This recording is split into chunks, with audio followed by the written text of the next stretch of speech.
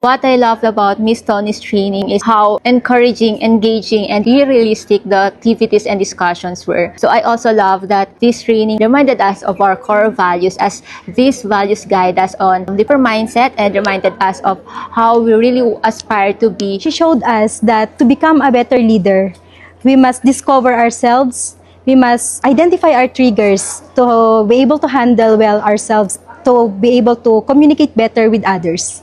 Thank you. It's very transformational. After this session, I believe that upon returning sa office, we are transformed, a better leader to lead our branch. She showed us that beyond our best, there is more. And she taught us that we have worth, power, purpose, and talent. Thank you. Training was very engaging, fun, and informative. And if there's one thing I want to remember about Miss Tony's word of wisdom, that is, poise is a choice.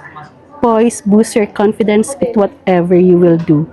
Lastly, to our prestigious speaker, you truly inspired and transformed us. Our learnings about proper grooming, the appearance, the dress codes, the gestures, and the ethics help us bring the best we can be as a future leaders of DBP. Very engaging and enjoyable.